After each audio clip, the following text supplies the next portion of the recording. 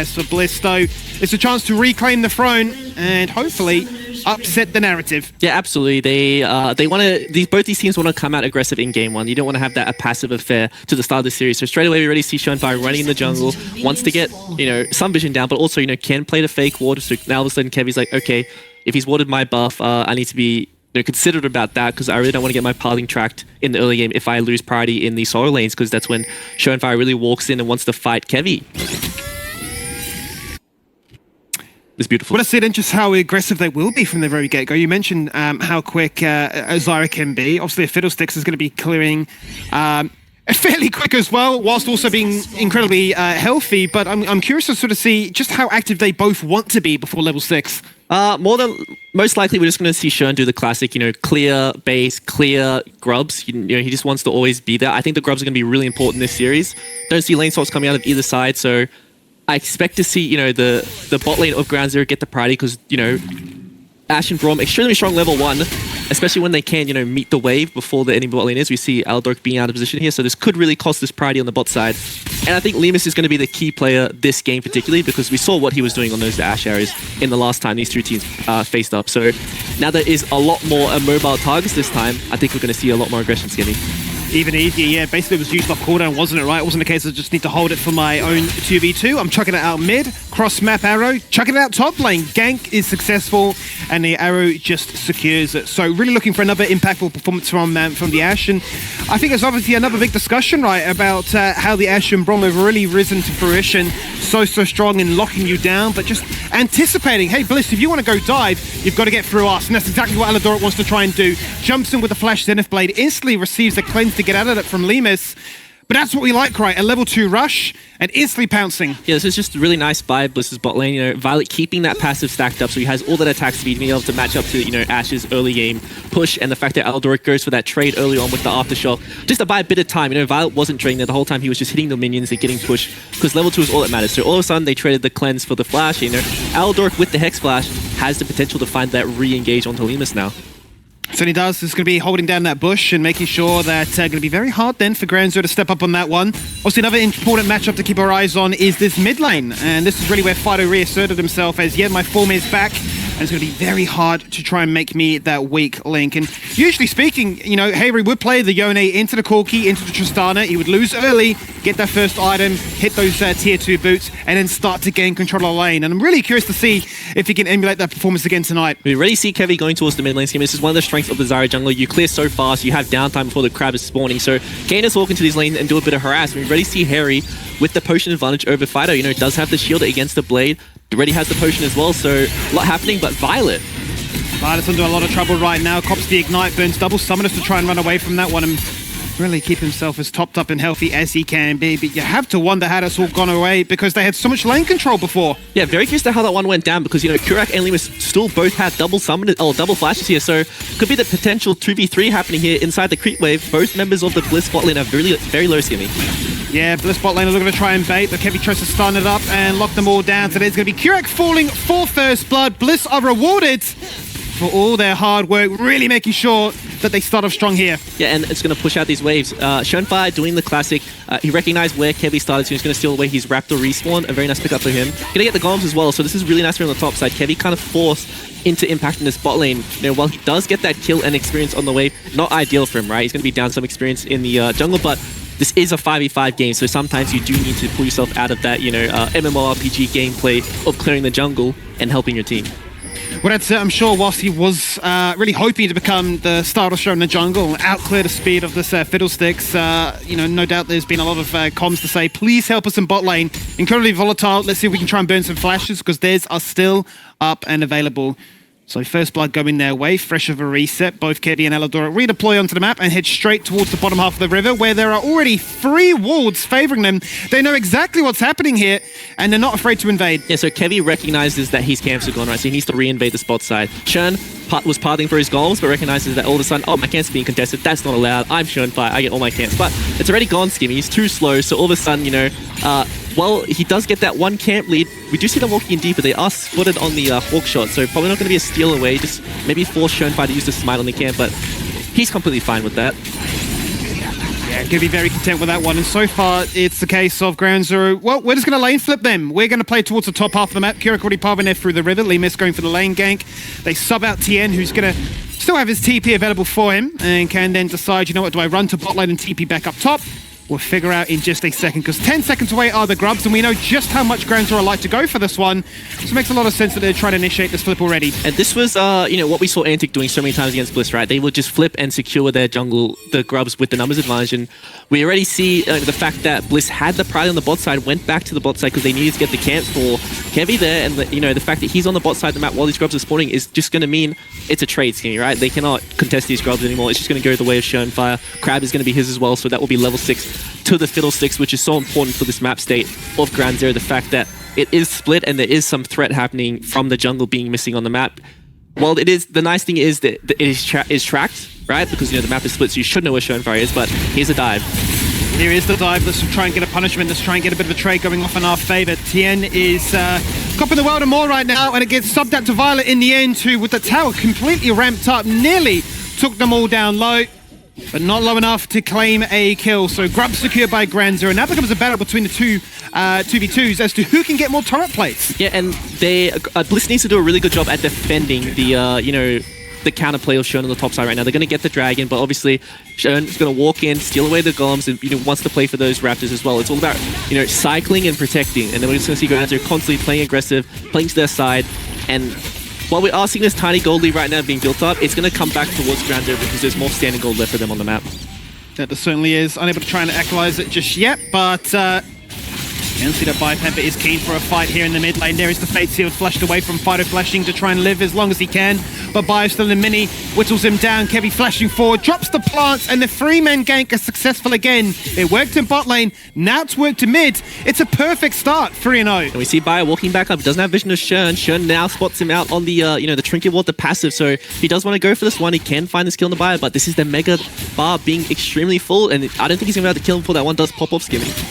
It's about to tick over right now. Red buff might be picked up, but Aladoric is looking to try and lock them down. Note decides against it in the end, realizing that top lane just a little bit more important, but already Ground Zero going to initiate that lane flip back to the bot lane and say, well, we got what we came for. All 3 grubs are ours. And the minigame between these junglers trying to track the respawns, that's the big one for me. It's a case of, can we invade? Can I do it successfully? Yeah, and I want to touch back to what we saw with that bot dive earlier, right? We saw that, you know, DN tried to outplay that one, but he sort of just entered. So a lot of people would say, oh, that's really bad what he did, but it was kind of smart scheme because he had the TP. So all he needs to do, TP back to the tower, and all of a sudden there's no dive threat happening onto him again. So in that 1v3 weak side, he is getting priority because Bliss forced to go to Dragon. The members are low, so they have no dive threat into him, and all of a sudden he has an experience lead in his individual 1v1, even though he is 0-1-0. So just a smart play by Tien to recognize what is happening in this game. Gonna walk back top, even items, but that experience lead is gonna really amount to something for him in this matchup. It seems to be more so in a need lane, right? In that top lane, you want to get as much of that as possible. And such a fun matchup when, you know, a lane flip happens, your bot lane is planted there, and you get ganked by somebody else as well, thinking, how on earth do I play this one out? In goes Shonfire then with the first crossfall of the game, knows where Kevy is, and instantly takes him out. That's going to be backed up here by Kirak, and Ground Zero are looking to try and live as long as they can because Shonfire is about to fall. The rest of them are backing out to the river, and Bliss will say, you can't do that without us getting a trade. Yeah, well played by Ground Zero. That they didn't have control of that side of the map, right? They were on the top side, and all of a sudden they just respawn, you know, deploy bot, and Shern just runs at the wolves and just finds that engage onto Kevy. Holds his flash, you know, conserves that big flash tool. We all know about Fiddle being so important in these team fights, and with that grub respawn happening in, you know, just under a minute and a half, I think that's going to be the next point of action, and all of a sudden Shern, with his ult coming back off cooldown at that point, has the flash as well. Yeah, it's going to be perfect timing for that to all link up nicely for them. Violet, though, will go into that team fight 2-0-1. Whether or not he can try and get very close to that Trinity Force, or perhaps even complete it, would be the perfect case scenario. And that would allow Bliss to feel that we can contest this one. And Kevy has already forgotten about getting those boots. He says, you know what? First item is a must, and Blackfire Torch is there. See the aggression happening onto mid lane already. Fido, no flash to himself. Fido doesn't have a flash, and Harry, having burnt it to try and trade out earlier on, was looking, should I go for the ult between 2 towers, or is this pressure alone enough? That certainly is. Fido's TP will be up by the time he goes back to base if he needs to try and rush back to the mid lane. This works out nicely for Bliss to try and get some control of the river if they do want those grubs in 30. Still 40 seconds on the Crow Storm for Shernfire. He's walking to the top side. Does get spotted out by the minion here that as it was being dragged to the side. Tien has the flash and all that, so going to feel pretty comfy, but we got to touch on the mid lane, Skimmy. We're seeing what happens when Harry is left alone. No pressure mid lane. He is left in his individual 1v1, and he's creating such a big advantage on the map for his entire team. Priority, finding these angles to blow flash, and the fact that they did get their kill on Fido was such a big deal for this game state. With the grubs spawning now, we do see, pretty much all the members grouping up here. Fido on the bot side of the map with the teleport, so if he does have the time to be able to, push that minion wave in and force that teleport down from Harry or make him lose some experience, they are going to at least win something out.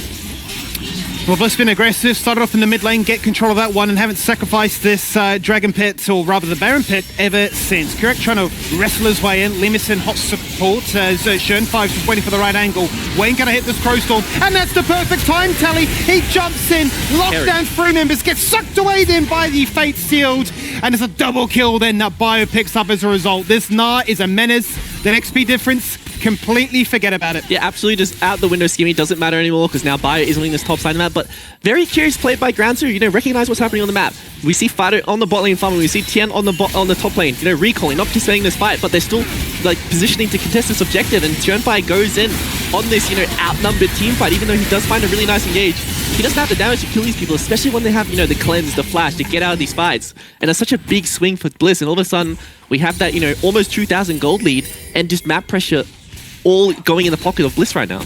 It certainly is. 6 kills to 1, 3 grubs apiece now, so not the Exodia and just, yep, you can go for your dragons, you can overcommit 4 or 5 members towards that one, and we'll just take a couple of towers in response. This is going to be a much more even starting field for both teams to play from, and from that mid lane point you highlighted as well. This is what we expected the first time they versed each other in the upper bracket, going for that PCS spot. So it's good to see that with another week of reflection, some review, I suppose, they've had a chance to figure out, we don't actually need to ban the Corki. Let it up. And I think that's the most curious part of it all, right, Tally, is that they actually banned the Akshan and said, yeah, we want you to go Corki because we think we can counter it. Yeah, just a familiarity thing, right? You don't really get the pressure against Akshan very often, but this is the Corki Tristana meta, and that champ has been in the game so much. Limus, all of a sudden, no summoners on mid lane. Eldork has the ult.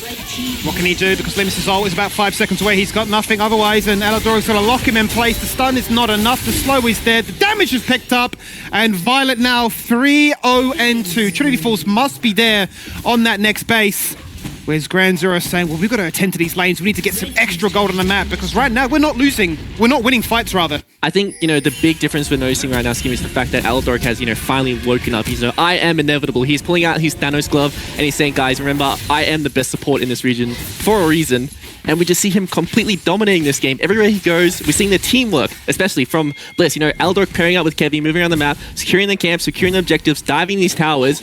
And the fact these engages are really working out for them is looking so nice for Bliss because, you look at Groundzero's comp. They don't really function until they get to the mid game where they can really, show their team fight because without the... I'll hold my post screen. There's a lot of actions I have to give. But, back to what I was saying as they did, slow down a bit. But the fact that we're seeing the Fiddle and the Braum together on the team, they don't really function, right, in these skirmishes. They kind of... they're good at dealing with their opponents, and Shernfire on the Fiddle's just going to do really well in these team fights. So they don't really have the pressure on the map that we see from the Leona, from Eldork, and he is really punishing the enemy team for overstepping. And this is something we asked for these teams into Groundzero. We wanted to see them pressuring them for being aggressive when they shouldn't.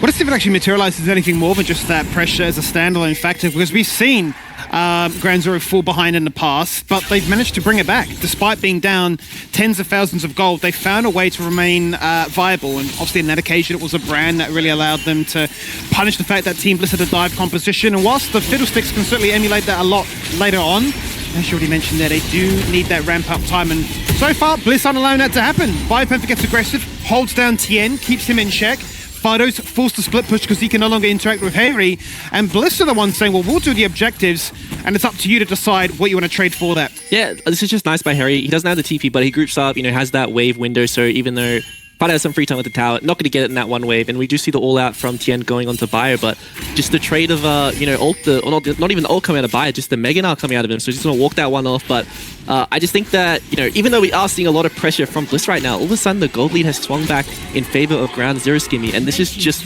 what we know of this team. Their macro and their efficiency is just second to none in this league. And all of a sudden, if they just keep doing this over and over again, they keep repeating the cycle of, catching waves, catching camps, maintaining their vision, they get to that, 2-3 item point, and all of a sudden, there's only this one champ who can really threaten Lemus, and that's going to be the Yone ult. And I think that if they do not find that onto this Ashe, with Kurak peeling him, he's going to really dominate these team fights.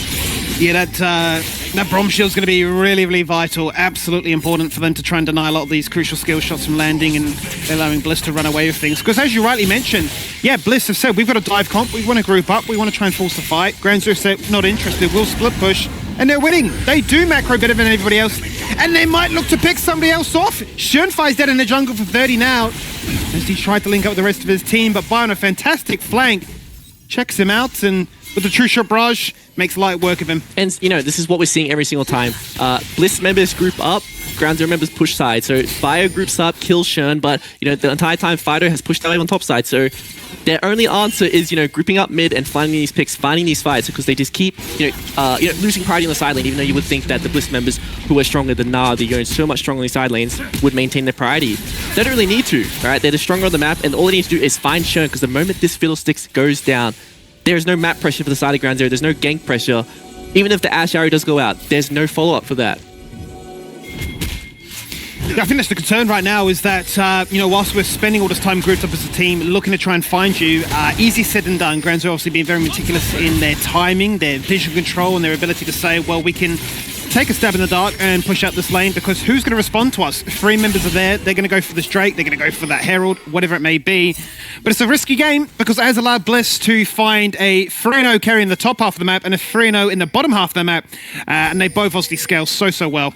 And, something that is interesting to me, Skimmy, is that we have never seen GroundZero, trade an objective when they don't have pride inside. So I'm curious what's going to happen, because Harry on the side against, Fido will get very hard in the 1v1. So I'm curious to see if, GroundZero are going to force themselves to group up and fight these 5v5s. We're already seeing the teleport happening onto the bot tower, so they are grouping up. They do want to look for this, and, Harry going to answer that wave and has the TP in his back pocket, so we're probably going to see the match happen. And I think we're about to see our first 5v5 of the game. It's looking like that right now, as in jumps Tien, hits the path, making it immune to a whole bunch of CC. Nothing to be found though. CC being burnt, flashes to try and run away, and double top lane is no longer having that for this upcoming 5v5. But Honeyfruit though, going to make sure that Casante's A-OK, as it will be GroundZero to kick that one off. And now a question of, Harry, how much do you want this dragon? Your TP's up, or do you value that tower instead? The outer tower is really not important to the game's sake. Getting the soul point is so important for this team. And they finally have set up. They finally have Shunfai track. They recognize he's over the wall. The TP's coming out, Skimmy. They just need to avoid this huge engage coming in at GroundZero, because once they do, it's going to be so easy for Violet with the items in his inventory to really carry this one. Lots of nice poke to Tien. Fantastic 3-man stun up against the wall there from Bio. Beautifully combined then with Dione. That's what you want to see from a dive comp. And this is that end result. Stun onto Lemus. He's got nowhere to go. He burnt double summoners to just survive. But it is a 4-0 with the dragon picked up acquisition, and Bliss are just running it. What an engage from Bio. You would think that when Aladork isn't there, if the team isn't there in the pit, they wouldn't be able to engage. But Bio himself finds the engage with that, huge Nara into the wall, and the fact that Aladoric the whole time just goes onto Shernfire and makes sure that he can't go in. What are the flash from him to find Shern and lock him out of the fight? There is no, disengage that comes out of this fiddle ulti that threatens the dive coming out of Bliss, because Aladoric is just sitting there, stunning him. And now all of a sudden we're starting to see these, defensive items being built from the side of Bliss. And I think that when if we get the Bloodthirster or the QSSs or the Shield Bows coming out of these members, even the Wit Send out of Bio, it is so much harder for Shern to play the game. Wasn't this an interesting situation we find ourselves in here, Tally, right? It's only Shern that has the one kill that GroundZero managed to pick up in these 19 minutes of gameplay. This is Team Bliss saying, you smashed us before, we want to try and give you a little bit of payback now. We want to try and, showcase that we are far better than that. And I am curious to see if this is something that can sustain itself, or if GroundZero's macro allows them to once again find our way back in. Because with a Baron up very shortly, it could be a case of, we'll just wait for you, and we'll pounce and turn it around. I think that GroundZero's macro this game, Skimmy, is really reliant on Bliss making mistakes. They really need to find those engages onto the correct members with the Crow Storm, but Violet can always just answer this mid wave, has Flash Cleanse, has Arcane Shift, quite hard to lock down. and he's just going to be able to respond to whatever engage comes out of Ground Zero. And if Harry doesn't put himself in a bad position on that side lane without team members being ready to back him up, he's also completely fine. There's just no real threat in these individual 1v1s. You know, Ground Zero can only really do anything on the map when they group up as 3 or 4. But if Bliss also answers that with their own members, they're always going to be much more comfortable and much stronger than the enemy.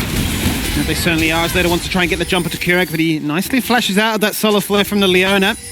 Nice little bit of vision, spots out Fighter, so his defensive position is forced to back away from.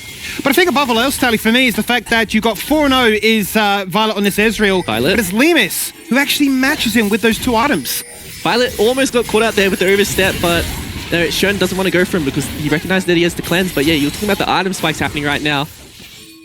Lemus is having a, a quiet game, right? He's not really being able to impact these fights. He's not inting by any means. He's just, he's falling over in these lost team fights, but he's still farming really well. He's still on the clock when it comes to his items, so he does have the DPS to output, but the enemy team is so scary, and the fact that he's pretty much forced to blow his summoners in every single team fight, every single skirmish. There is no winning scenario for him, and with him having no summoners going to this next fight, all of a sudden, he's picking for Harry, he's picking for Bio, and even Kevy, with his poke he's going to start to output, is really hard to deal with.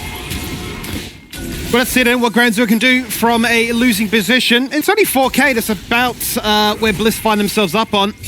But yeah, I have to really wonder what Ground Zero's ticket is back into this game. Is it really Bliss getting too keen to get that Dragon Soul, or perhaps a Baron Rush, in which Ground Zero get given too much space for which they can set themselves up on? Because you're right, I mean, really for Lemus, his work has been cut out for him. If it's a straight 5v5 like you're seeing here, he just gets dived and there's nothing he can do. Yeah, and as the time does go on, Skimmy, we look at the clock, just over a minute 30 left on that Mount Soul. Bliss are playing, while they do have the lead, while they do have this, almost 5,000 gold lead, they have pretty much the entire map under pressure. They do not feel too pressured to, push the lead even more because these ejections are coming up, but my point is Aladoric goes in. Aladoric is jumping in, out goes the Ash Arrow, looking to try and stun them down as Team Bliss look to march on forward. Schoenfeier's burning down lower and lower, goes in with that final Crow Storm, but dies mid-animation. And it's not going to be the most decisive kill, but it's a very important one because we know jungler Bliss can look at Baron. Decides to go back in and die there. Maybe a questionable engage from Schoenfeier, but he does go for it, he does go down, and there's no jungler, there's no smite left for the team of Ground Zero, and this Baron is dying extremely fast, even with the teleports coming out. That it certainly is. Tien to join up now with Fighter, the Baron getting lower and lower and lower, but without no smite, there is no chance to contest. All 5 members of Bliss complete the heist successfully, picking up the major objective. And my God, Tally, if they lose this somehow, this would really mental boom you. Yeah, okay, the one thing that is nice about this, the last time we saw them have a goalie like this, they lost, right? But the reason was, they had a very, very easy to outplay comp. But my point is, double TP is coming out, Skimmy. They're being split up. Lemus, no flash on the mid lane. Focus Lemus, kill the AD carry, an AD carry on mid lane. It is just so beautiful, poetic. How many times have we seen that all 4 years of LCO action? There's one more to the tally, but 14 kills to 1 right now. It's a very devastating 6k gold lead, and it could become even more right now with Aladoric in combination with Harry is saying, you know what, towers, forget about them. We want more. Got flash, they're going to continue to siege. The Mountain Soul is up for them, but they can get that one at any time, right? The harder thing for them is to find these windows to siege, especially when all 5 minutes are up from Ground Zero. They do have good wave clear and good engage threat, so they see Schoenfeier on the ward. They're going to probably rotate towards the bot side and get that inner tower first of all, looking for that dragon. But, to your earlier point about the fact we have seen Ground Zero come back from these gold leads, last time we saw that happen between these 2 teams, this was on that, almost 5 AP comp. And, of course they're going to get outscaled. This time, a lot more ability to be able to get picks like this game, be able to explode the game and really still stay competitive as it comes towards the late game because they do have, really good answers to the enemy comp in pretty much every position. That they certainly do, and you can see there, even just the mere threat of standing near your turret is not enough to feel protected because 3 members dive upon you and the Fiddlestick dies for his 5th time this game. Bliss then, hunting for more bloods, that's all they want. If you're dead, you can't defend these structures, and we can just keep adding to our kill count. 16 now, as they'll break open the base, they'll find that first inhibitor in the bot lane, and now move across into mid. Yep, still haven't gone for that dragon. They just want to do the hardest thing first, right? They want to, whenever they have a window to siege, they want to abuse it. They want to be able to break the space open because, they have a lot of money in their pockets from all these towers they have taken. Going to get the objective that is uncontested, reset, come back on the map, and we're probably going to see that game-ending push happening after this reset, Skinny. Well, it certainly looks to be the case right now. 24 minutes in, 2 items would have been picked up by a whole host of members on Ground Zero, which would be pretty even with Bliss. But as you mentioned, they'll be sitting on a ton of cash in their back pocket, hoping to try and spend it up but they've done the hard yards. They've used the Baron to take down 2 inhibitors. They'll back off to pick up the Dragon Soul, which is a mountain one at that, to make it even harder for these underfed members of Ground Zero to fight, and then say, all right, let's go for the shop, and let's really guarantee that we cannot lose from this position now. And this is what we wanted to see from the Ezreals in O's, right? You know, the champion is so strong from an ahead position. It can absolutely take over the game. You know, being able to arcane shift forward, being able to, you know, play aggressive in these team fights is such a big deal for the Ezreal. And when these Mystic shots do land on the squishy members of Ground Zero, they really stick. The damage hurts, and I think that it's very telling when we see Correct get caught out and he actually dies, Skimmy, that this game state is very one-sided for Bliss right now. Well, here we go then. It's a case of Adadoric jumping in unmanned and gets completely picked apart. That'll be kill number 2 then, picked up by Kurak. Vilepanther tries to do a little bit of animation cancelling, but gets stunned up in the air by the Astral instead. In goes Harry, airballs on the ultimate, dashes out 1, but doesn't find any instant kill. But it will be Violet into the backline, snipes away a double, hunts for that 3rd, being picked up by Kevy, and a frontlining AD carry. I think I've seen it all.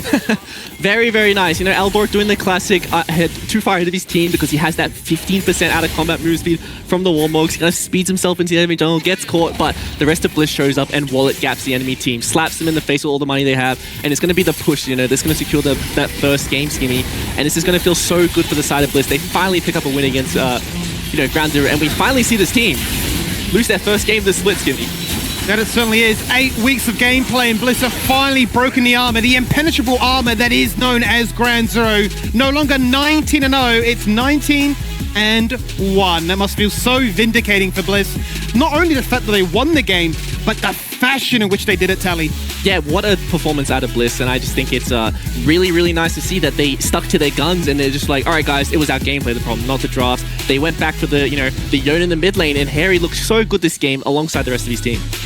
Completely revitalized, a brand new look from Bliss, and maybe it is a case of you run the lower bracket, you get a few more games under your belt, and you figure out what